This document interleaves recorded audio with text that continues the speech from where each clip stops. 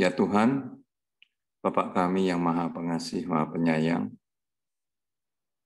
kami semua bersyukur Kau berikan berkat-Mu yang luar biasa hari ini dan sore ini. Kau berikan kesempatan anak-anak kami semua bersama-sama untuk belajar mengenai firman-Mu. Bimbing anak-anak kami semua ini selalu di jalan-Mu ya Tuhan. Kau lindungi mereka dari yang jahat. Kau berikan kekuatan bagi mereka semua, supaya kehidupan mereka selalu berjalan sesuai firman-Mu. Dalam kesempatan ini, juga bimbing saudara kami Bu Putu yang akan memberikan sharingnya mengenai firman Tuhan kepada anak-anak kami dan gembala kami, Pak Bambang, dengan Pak Tim. Berkatilah mereka semua. Kau berikan kekuatan dalam menghadapi hidup saat ini yang begitu banyak sekali godaan-godaannya. Bimbing gembala-gembala kami, kehidupannya selalu berjalan firman-Mu, sehingga dapat menjadi panutan kami semua. Ya Tuhan, kami bersyukur dan berdoa di dalam nama Tuhan Yesus Kristus. Amin.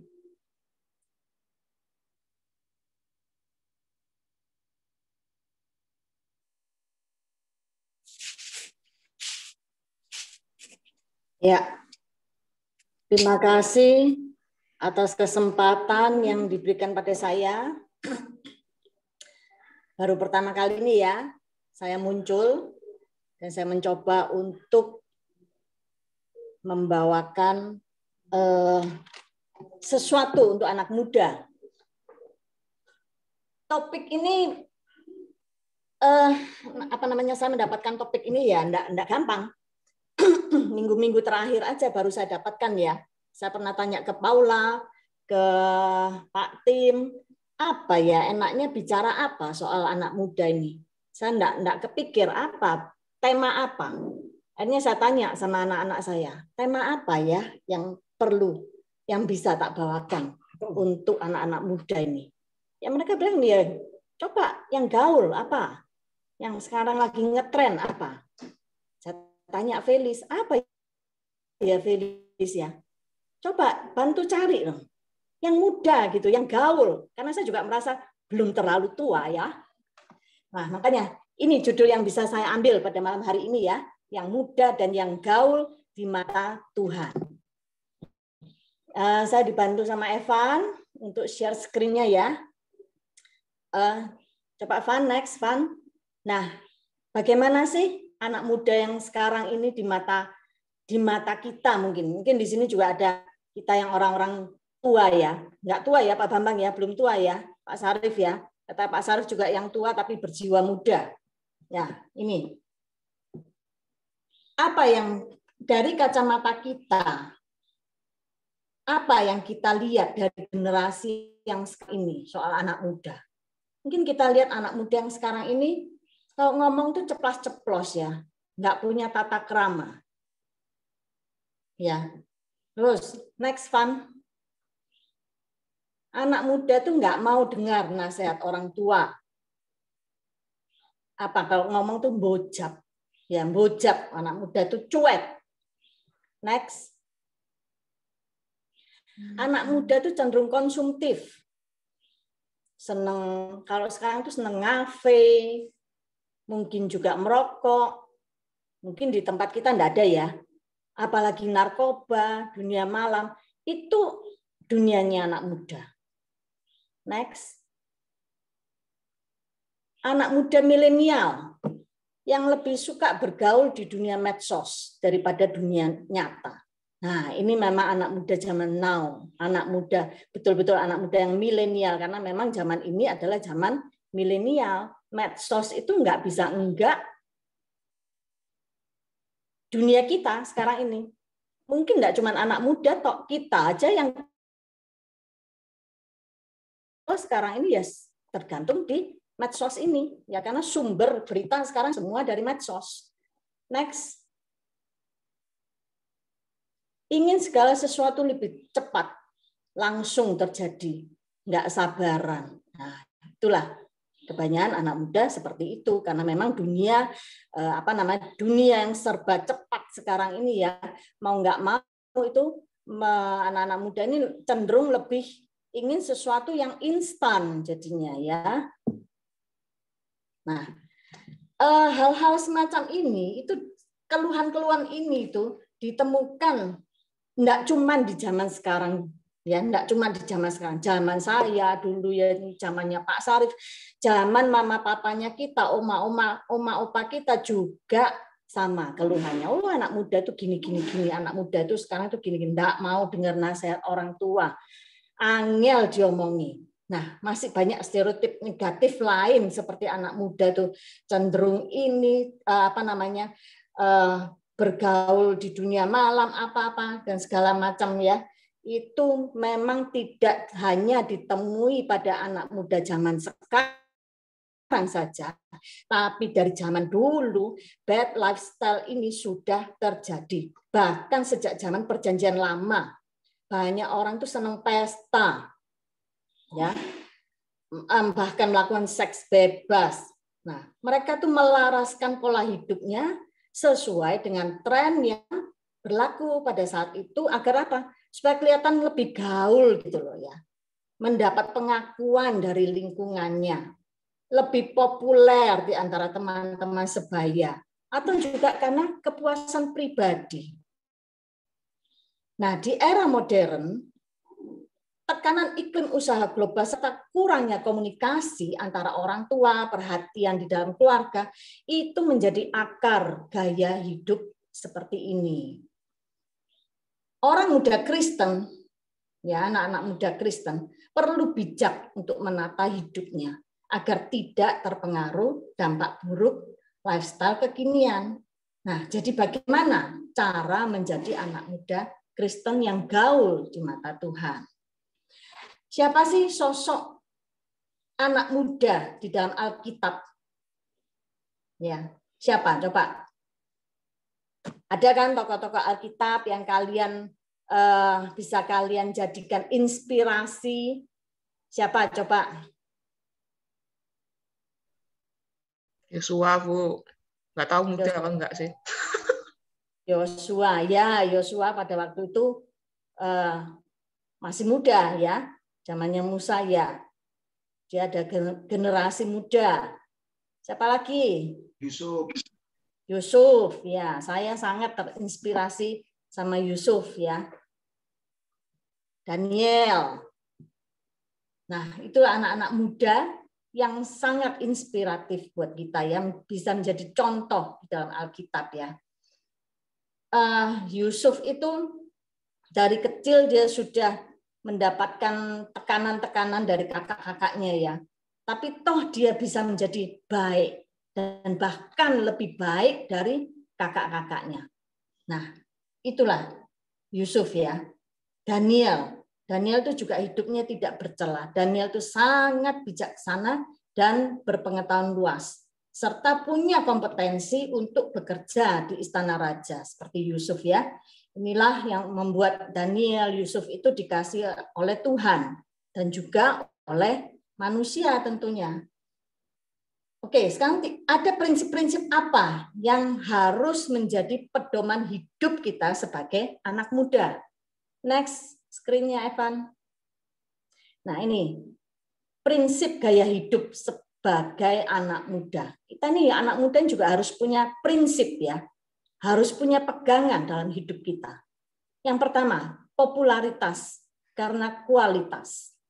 Di dalam 1 Timotius 4 ayat 12 dikatakan, jangan seorang pun menganggap engkau rendah karena engkau muda. Jadilah teladan bagi orang-orang percaya dalam perkataanmu, dalam tingkah lakumu, dalam kasihmu, dalam kesetiaanmu, dan dalam kesucianmu. Nah, kebanyakan anak muda itu senang dengan popularitas. Senang toh kalau populer, wah senang ya. Apalagi kalau di sekolah populer itu, wah rasanya gimana gitu ya. Nah, segala cara itu bisa dipakai ya untuk mengejar popularitas ini ya. Update status, ya pakai barang keren, trendy. Update status tuh sekarang ini lagi ngetren ya, update status ya. Pagi sekarang ini ada apa namanya Instagram. Dikit-dikit foto masukkan Insta. Update terus. Seperti Evan juga tiap hari itu, kalau tiap lari itu dia mesti update. Jadi mau enggak mau saya juga monitor. Dari situ justru saya sebagai orang tuanya itu monitor. Ngapain sih anak ini? Oh, habis lari, hari ini lari sama siapa.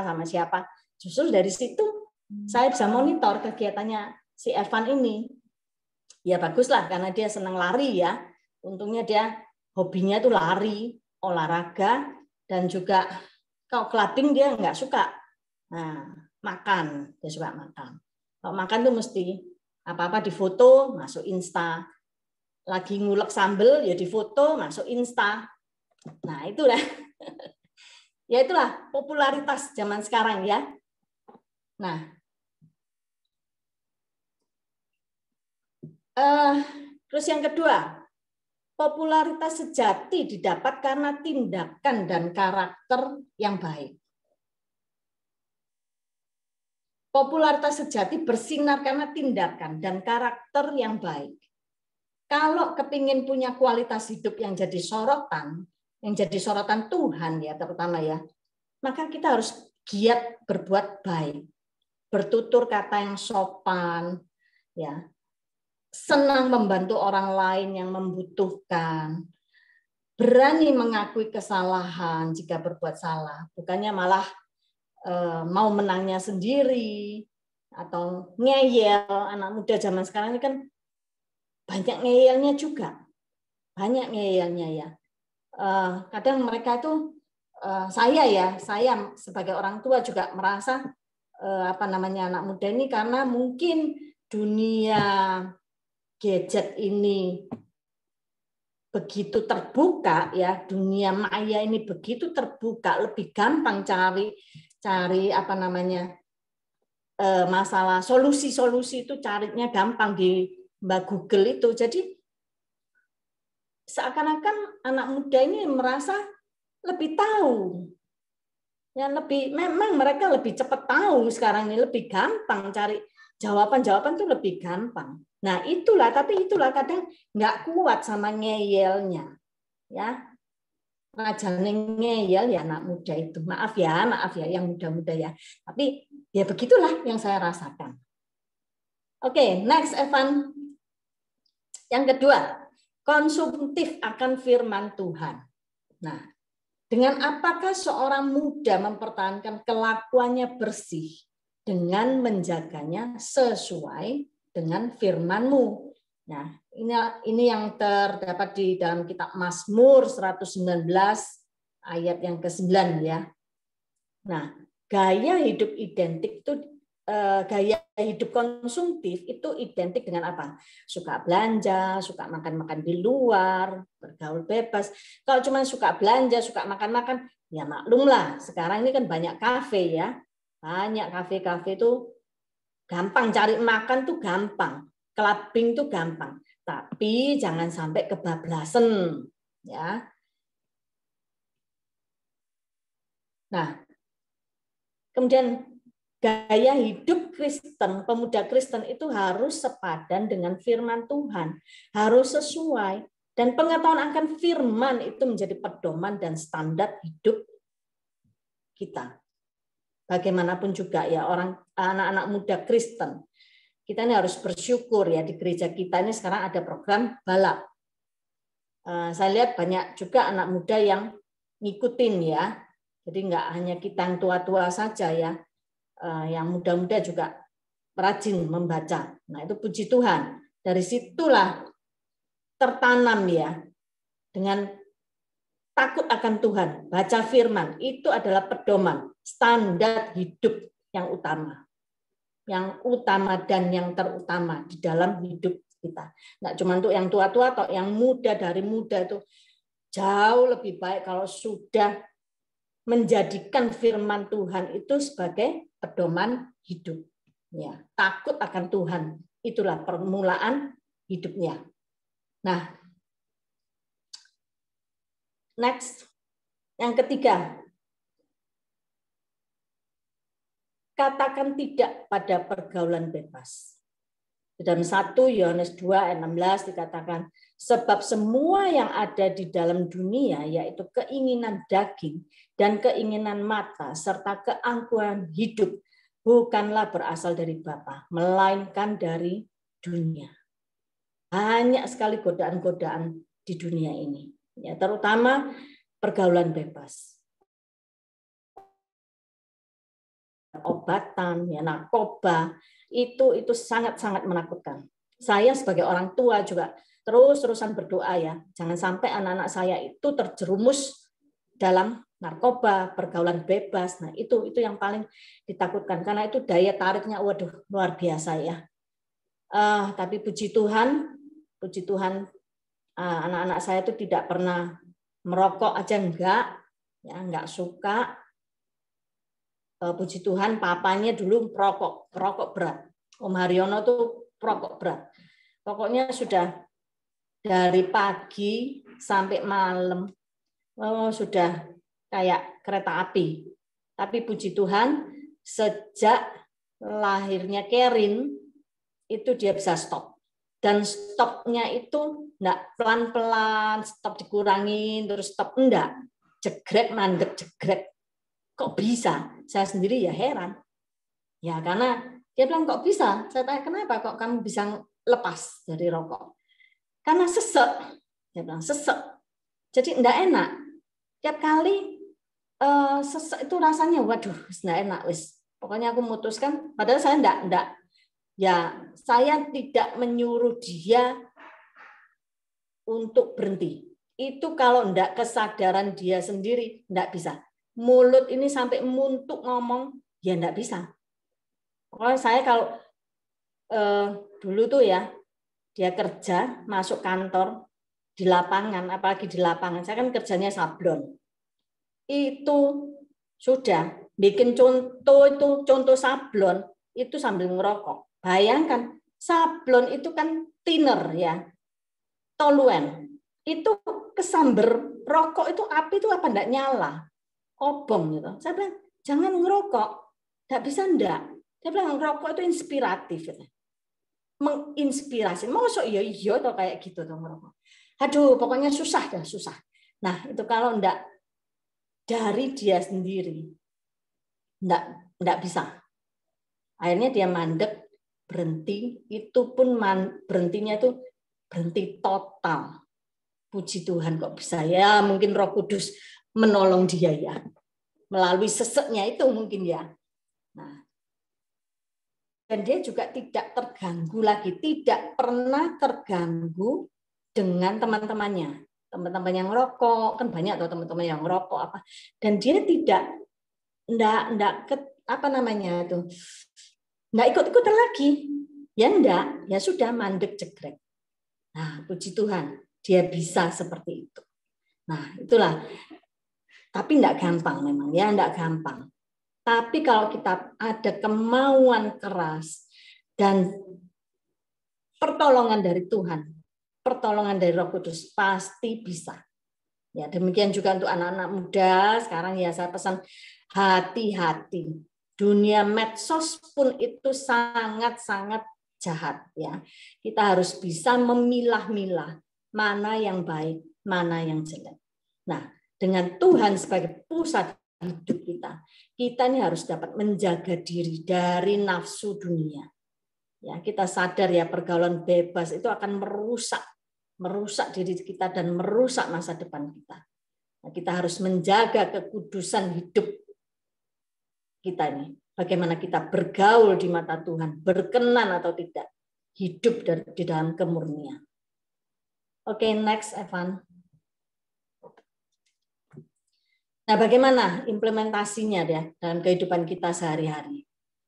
Anak muda Kristen yang sejati itu harus memiliki gaya hidup yang inspiratif bagi orang lain.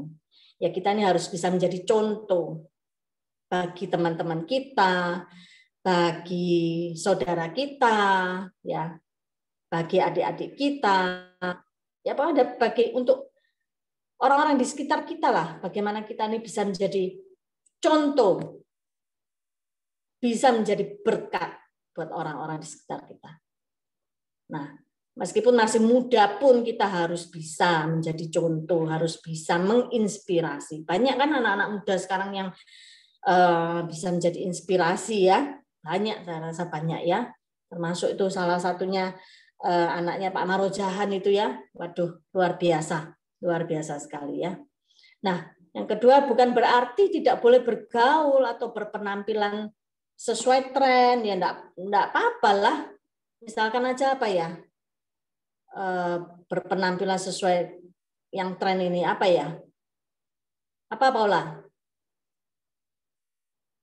Itu, yang kalau soal berpenampilan tren tuh ya ada, Bu. Fashionistanya. Saya nggak ngetren. Korea. Ayo ya, SMA apa? Kasih contoh. Yang lagi ngetren sekarang apa? Apa potongan gaya potongan rambut? Kalau gaya potong rambut itu enggak mesti sih. Ya bergantung, kalau ada film baru mungkin diikuti. Oh. Sekarang nonton film tuh bisa melalui apa? Di Bioskop belum. Netflix ya, ya. Ya, jadi apa ada yang suka apa namanya? Yang Bu Sherry bilang itu apa? Film-film Korea apa? Drakor. Ya. Banyak, Bu. Banyak sekarang lebih bagus. Banyak ya?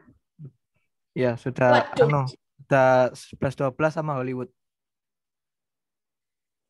Luar biasa. Untung saya enggak ngikutin. Pertama saya memang enggak suka drama-dramaan begitu, ya. Nanti bisa-bisa kayak Bu Shirley ya. Kalau sudah drakor nanti kecantol, waduh, repot nanti. Nanti enggak bisa belajar firman yang lain-lainnya ya Pak Bambang ya. Enggak bisa baca balap, kalah balap ya Pak. Oke, next. Nah, bagaimana anak muda di zaman sekarang ini? Generasi zaman sekarang. Generasi yang selalu update dengan tren yang ada. Mengikuti kemajuan dunia medsos. Terutama dunia medsos ya. Saya ngertinya dunia medsos itu cuma Instagram, Facebook, apalagi? Yang terbaru itu apa ya? Saya enggak ngikutin. Bisanya itu aja. TikTok, Bu. Apa? TikTok.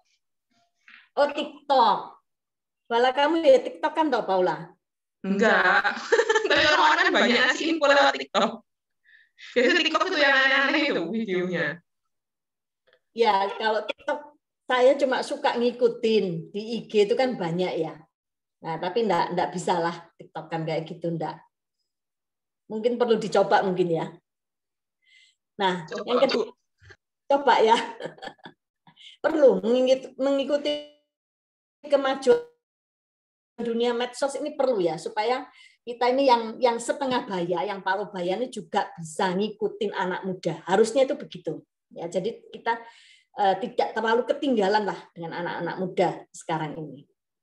Kemudian generasi yang tahan banting, penuh karya. Nah, anak-anak muda ini saya berharap tidak menolak tanggung jawab, hanya merada, apalagi tanggung jawab gereja. Nah, puji Tuhan, sekarang saya lihat untuk multimedia ini very good. Komplain-komplain kan dari om-om dan tante-tante kan sudah berjalan dengan baik, ya, lancar jaya. Ya. Kemudian generasi yang punya pertahanan kuat supaya tidak terjerumus pada hal-hal yang buruk yang merusak kebiasaan yang baik. Nah, itu pertahanan kuat yang bagaimana? Yaitu tadi firman Tuhan. Harus terus berpegangan pada firman Tuhan, ya. Generasi yang punya jati diri, identitas yang kuat, yang serupa dengan Kristus. Ya. Next, Evan. Oke, selesai ya. Nah, itu ya. Coba kita baca di 2 Timotius 2 ayat yang kedua-dua. Sebab itu jauhilah nafsu orang muda, kejarlah keadilan, kesetiaan, dan damai bersama-sama dengan mereka yang berseru kepada Tuhan dengan hati yang murni. Nah, dikatakan di sini ya, kejarlah keadilan, kesetiaan, dan damai bersama-sama dengan mereka yang berseru pada Tuhan dengan hati yang murni. Bagaimanapun juga Tuhan adalah pegangan kita. Firman Tuhan adalah pegangan kita. Nah, itulah yang harus kita lakukan sebagai anak-anak muda, sebagai generasi muda. Memang untuk menjalaninya ini enggak gampang. Enggak gampang ya, enggak mudah ya, semudah yang kita ucapkan ini enggak. Tetapi saat kita merasakan tekanan dari teman atau kadang kita ini di ajakan-ajakan yang negatif itu, coba kita ini harus merenungkan ya, bagaimana kita menjadi orang yang lebih baik. Kalau ada teman yang suka ngocok-ngocok atau menjerumuskan kita pada ketergantungan atau kebiasaan-kebiasaan yang buruk, itu ya sebaiknya kita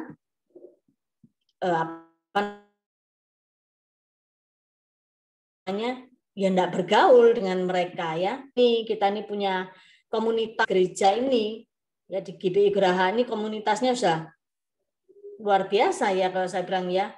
Meskipun kita ini sekarang tidak bisa sering ketemu, tapi dengan Zoom ini kita sangat terbantu ya, seperti pada sore ya, ada renungan seperti ini, ada komunitas seperti ini, itu kan sangat-sangat membantu kita.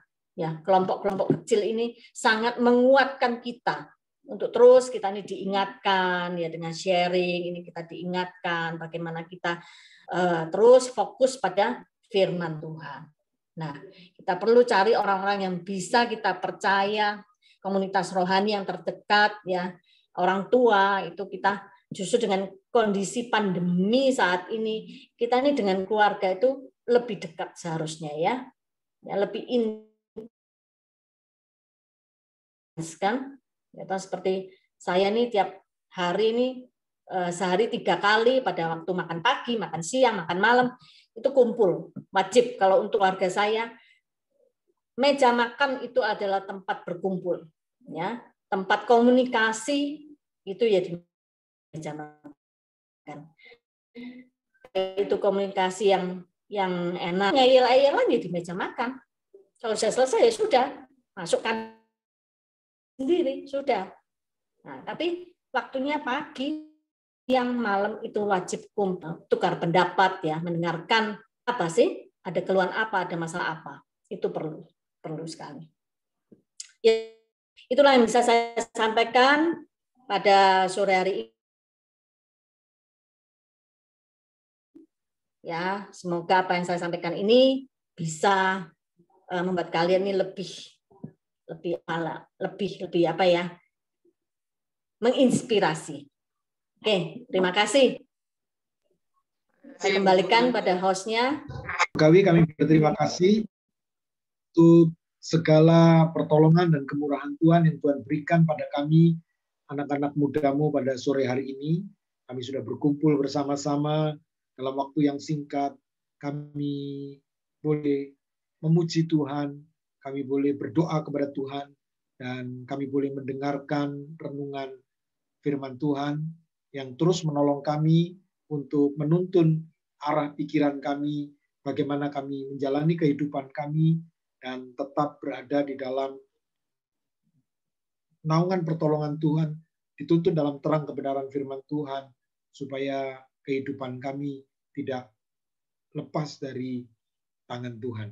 Kami tetap menyerahkan seluruh kehidupan kami, supaya perlindungan, penjagaan Tuhan, tuntunan Tuhan tetap ada dalam setiap kehidupan kami, anak-anak-Mu.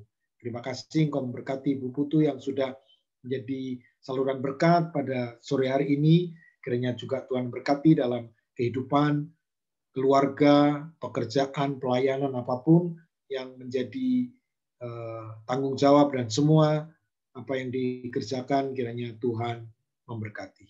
Kami mengucap syukur, sekali lagi kami menyerahkan kehidupan kami dalam tangan kasih-Mu, Engkau yang tetap memberkati. Berkati juga pelaksanaan Paksos di tanggal 26, kiranya anak-anak pemudamu boleh bersama-sama bergandeng tangan untuk boleh menyelenggarakan Paksos yang akan dilaksanakan. Semua yang ikut ambil bagian, Tuhan berikan kekuatan kesehatan, Tuhan berikan perlindungan-Mu, penyertaan-Mu, supaya apa yang kami kerjakan boleh memberkati orang-orang yang boleh menerima bingkisan yang akan kami bagikan, dan biarlah kami juga boleh melihat betapa ada banyak orang yang jauh kehidupannya mengalami kesulitan di dalam kehidupan mereka. Untuk kami dapat belajar mengucap syukur bahwa kehidupan kami sudah ditolong, diberkati oleh Tuhan, baik melalui orang tua kami dan apa yang sudah Tuhan berikan di dalam kehidupan kami. Terima kasih, kami menaikkan syukur di dalam nama Tuhan kami, Yesus Kristus, Tuhan dan Juru Selamat kami peralaskan doa kami. Haleluya. Amin.